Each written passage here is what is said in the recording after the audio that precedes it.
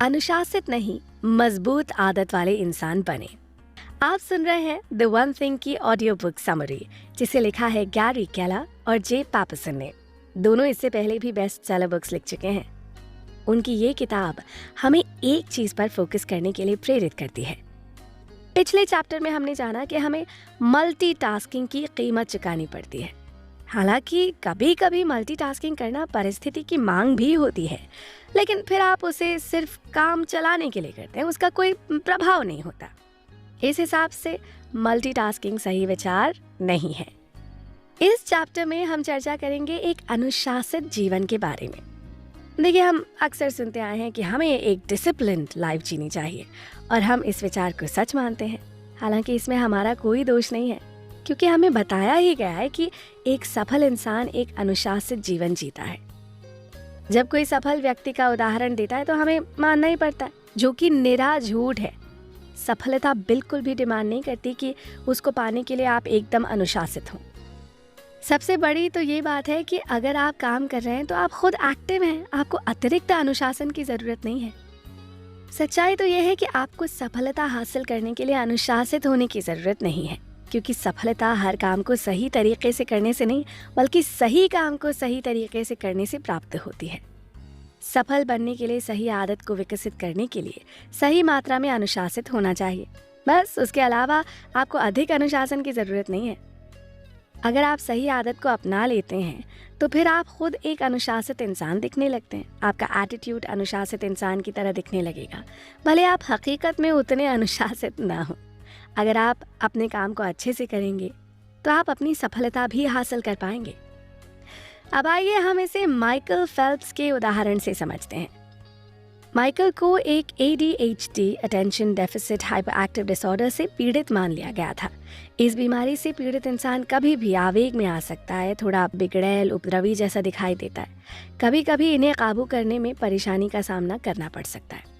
एक बार उनकी किंडरगार्टन की टीचर ने उनसे कह दिया था कि माइकल एक एबल बच्चा नहीं है, वो ठीक से बैठ पाने में भी समर्थ नहीं है, वो क्लास में शांत नहीं बैठता।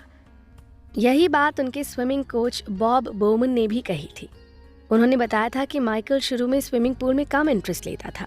वो पूल के किनारे गार्डन में ही काफ़ी दिनों तक टाइम पास करता रहा था। उनकी एक्टिविटी को देखकर लाइफ गार्डों को ज़्यादा चौकन्ना रहना पड़ता था, उन पर विशेष ध्यान देना पड़ता था। माइकल की ये प्रॉब्लम उनके बड़े होने तक बनी रही। आज माइकल फेल्प्स को दुनिया जानती है।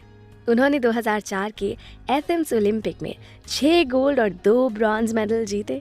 फिर अगले ओलंपिक यानी 2008 के बीजिंग ओलंपिक में मार्क स्प्लिट्स के रिकॉर्ड को तोड़ते हुए 8 मेडल जीते।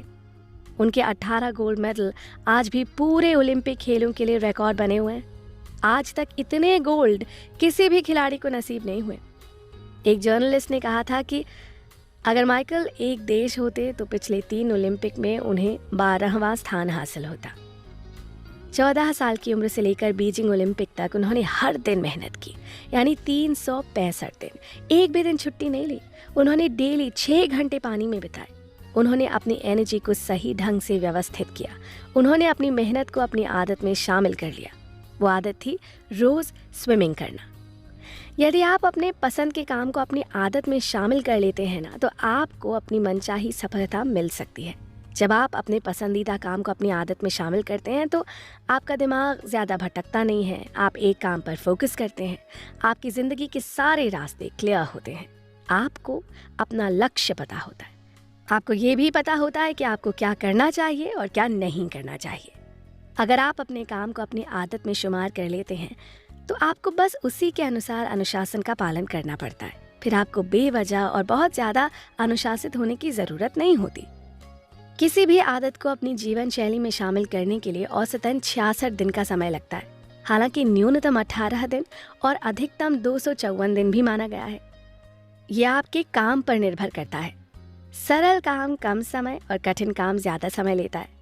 जैसे माइकल ने 365 दिन लगातार मेहनत की। उनकी वो आदत उनके जीवन का हिस्सा बन गई। उन्होंने करने के लिए एक ही काम को चुना जो उनके पसंद का था। उन्होंने सफलता की सर्वश्रेष्ठ चोटी को फतह किया। इसलिए इस किताब के लेखकों का मानना है कि आप अनुशासित न बने, बल्कि मजबूत आदत वाले इंसान बने। और उस आदत को विकसित करने के लिए अपने पसंदीदा काम का चयन करें।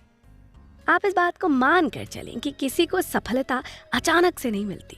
सफलता क्रमबद्ध होती है, इसलिए किसी भी आदत को विकसित होने के लिए पर्याप्त समय दें। अब तो आप समझ ही गए होंगे कि हमें ज़्यादा अनुशासित होने की ज़रूरत नहीं है। हम सभी को उतने ही अनुशासन की ज़रूरत है जिससे हम अपने पसंदीदा काम को अपनी आदत में शामिल कर सकें। तो आइए इस सीख के साथ अगले चैप्टर की ओर बढ़ते हैं, लेकिन उससे पहले जानते हैं कि लियो बाबाउडा क्या कहते हैं। एक अनुशासित जीवन हमारी संस्कृति के सबसे लोकप्रिय मिथकों में से एक है। तो चलिए अब वक्त है अगले चैप्टर की ओर बढ़ने का। आप हमारे साथ यूं ही बने रहें।